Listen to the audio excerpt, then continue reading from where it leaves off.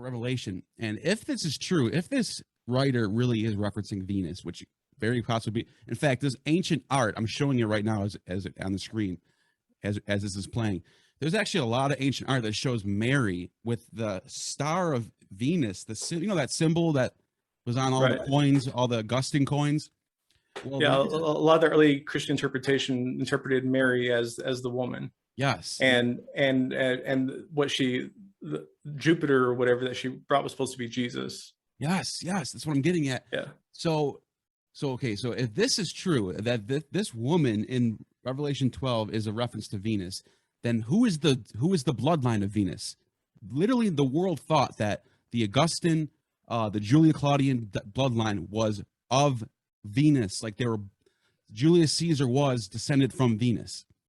So even adoption doesn't matter. If you were in that line, you were a son of Venus or whatever.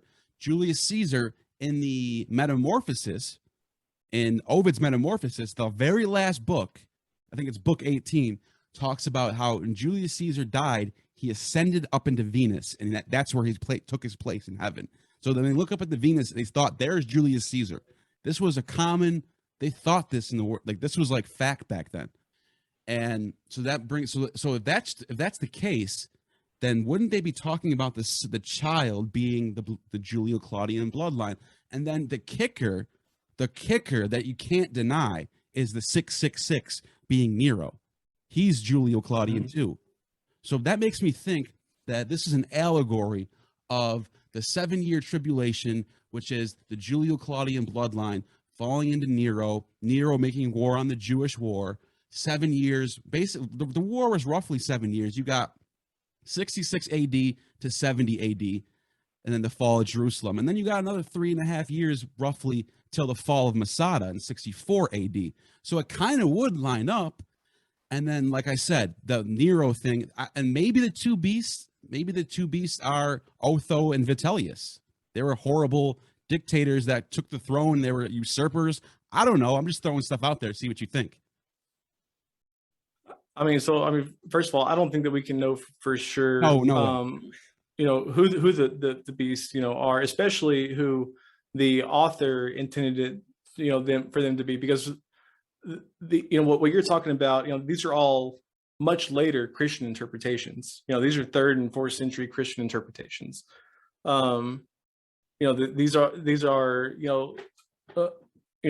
This wasn't. I don't think a lot of it was the intent of the author. I do think that we can know some things for certain, like we can know that a lot of these images are referring to the ruling powers in Rome.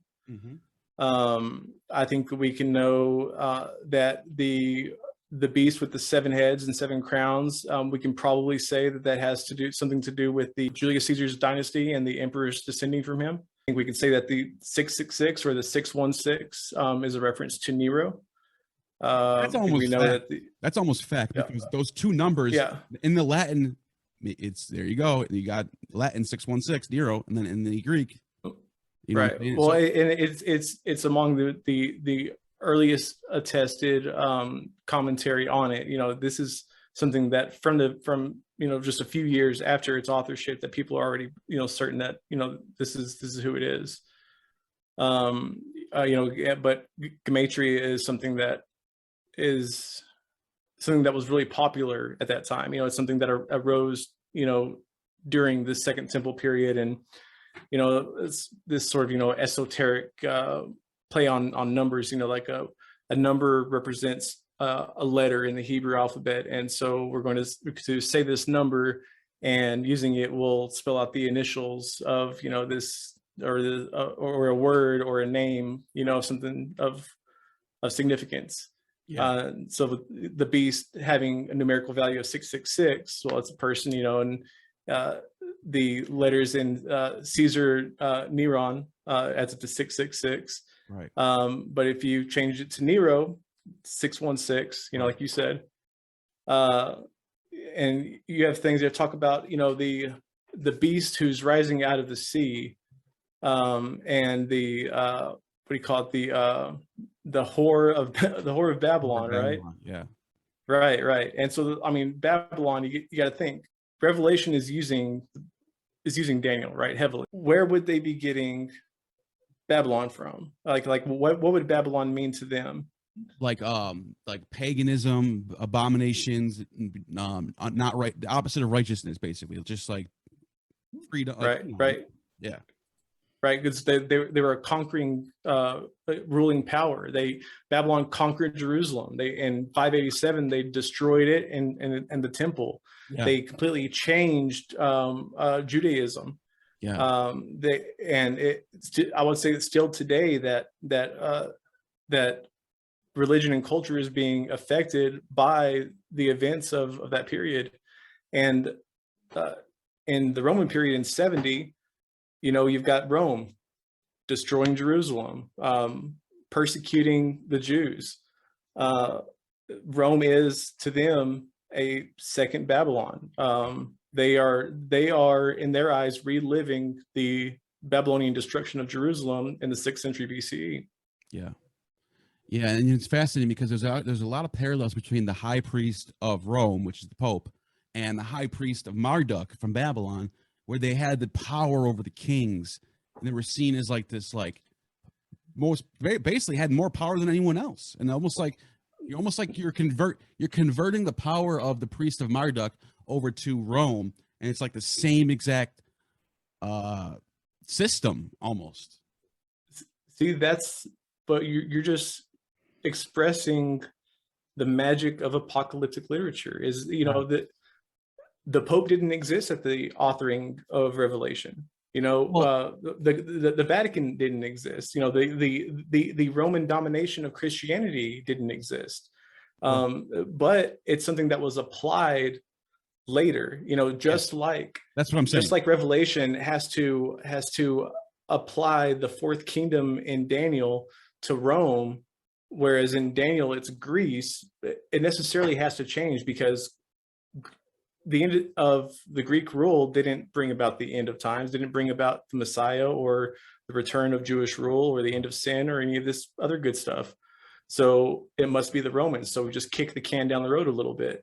And when it wasn't the Romans, well, then it was the Ottoman Empire. Yeah, that's what I'm getting. It wasn't the Ottoman Empire, like it was Mussolini. That's what I'm getting. Hitler. That's what I'm getting. Yeah, this text is changing over time.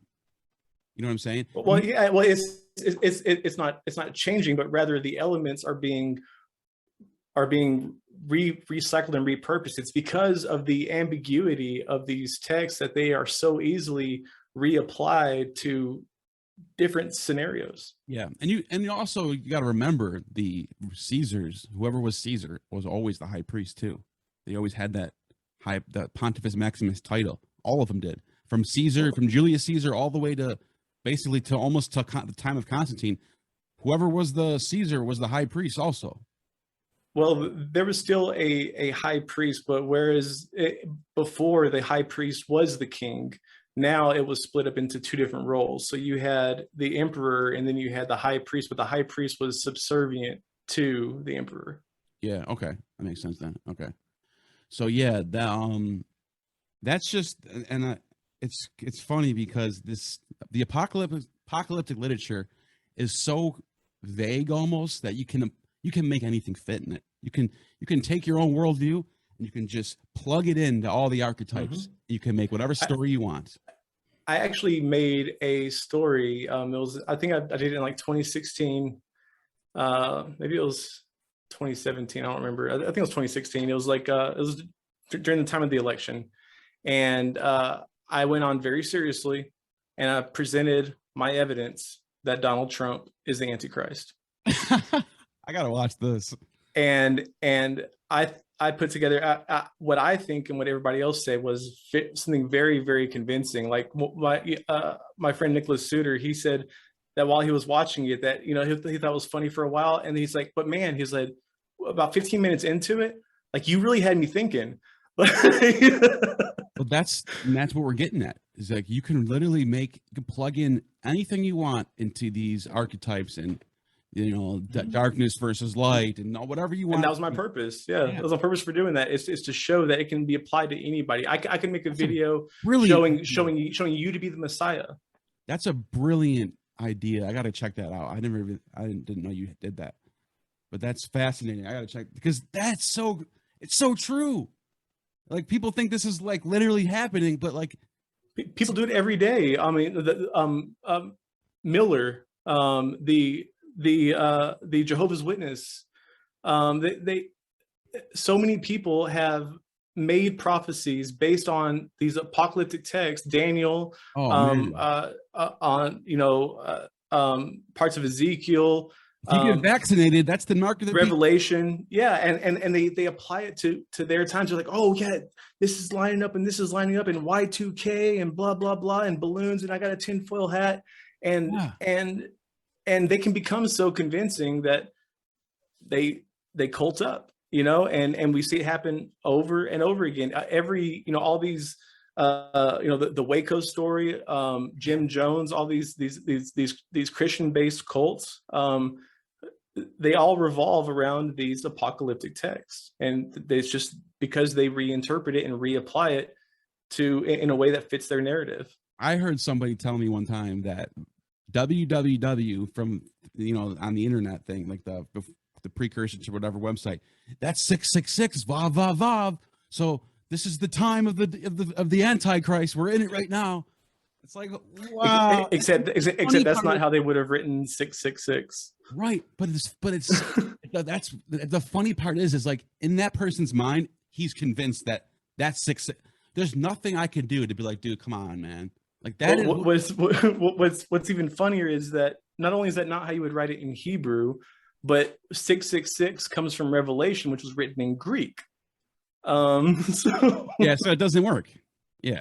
But you see what I'm saying, though? It's like, you can make anything happen, make any allegories fit your own worldview, and that's the beauty of this type of stuff. Is like, that's why it was written like this, Right, and that's honestly what I think is like the founding culture of modern Christian apologetics. Is this apocalyptic literature and this idea that you can, that there's this typology of the text, that you can reapply it to different things, and that you can claim foreshadowing of events that fit your narrative, and you can essentially make Christianity anything you want it to. And that's why it's so sectarian today, is it either has to be, biblical literalism or a soup sandwich, and that's what you have today, is a soup sandwich. That's what Christianity is right now. Yeah, no, it is. Especially when you try to explain the Trinity. Nobody can explain the Trinity. I have yet to hear a coherent explanation of the Trinity. I was a Unitarian Christian, so I mean, I don't go with those crazies. Yeah, you're exempt from that one. You were, I should say. Yeah. But so this has been about an hour. Do you have any closing remarks on so I just want to say this real quick. I just did that, what we talked about with my theory of Revelation, how I just plugged in Venus being the mother of Julius Caesar, and I put the two beasts as Vitellius and Otho. I did that myself. I could be completely wrong, but my theory actually does fit. The years match up. I made it work. Now, I totally speculated everything. I'm admitting that. I made all that up, but it fits. Just to show you, like, Revelation is so vague. Nostradamus, for example, he predicted 9/11. What did he say? A bird's going to fly into a tree or something? And look, 9/11. You know what I'm saying? But I just want to say that. But what is your... let me ask you this. What month were you born in? October. You were born in October? Yeah. Okay. Venus is the second planet. And Venus has 5 letters in it. 5 times 2 is 10. 10 is the month of October. That means I'm the son of Venus. I'm not saying you're not, but I'm not saying you aren't. Nice. Do you have any closing remarks? We were talking about Revelation. I know you got a little bit into it. Do you have anything like throw any nuggets out there for anyone that meaning wise? Just approach the text with consideration for what the author intended, not for what you want it to mean, or what other people want it to mean. Do your best to view any text through the lens of the author and the intended audience. To view it through any other lens is to distort the meaning. So that's one thing that if I could, if anybody got anything out of this, I hope they get that out of it. Yeah, and it's one thing about you, as I noticed, is that you don't really have an agenda. You just you're just looking for the truth. There's very few. I appreciate that, man. Well, I try. And there's very few people like that. Even on the atheist side, people want, their agenda is, I got to make sure that all this is debunked, and my view of atheism is everybody agrees with me on everything. Right. But like it's tempting. It's tempting to do that, and it's easy to do that. Oh yeah, but I think that it's that the easy way isn't always the best way. Yeah, it's fair, and you can. And a lot of people get mad at people when all you're doing is trying to tell the truth, and they get mad at that. Right? Yeah, I'm not out to defend atheism. I'm out for the truth. If the truth brings me back to Christianity, so be it. But I never wanted to be an atheist in the first place. Yeah, it's where the truth has brought me. Yeah, and I say this all the time. I did the opposite of the guy who wrote Case for Christ, Lee Strobel. I did the opposite. I did the exact opposite. And I'm being completely honest with you. You can put a lie detector out to me.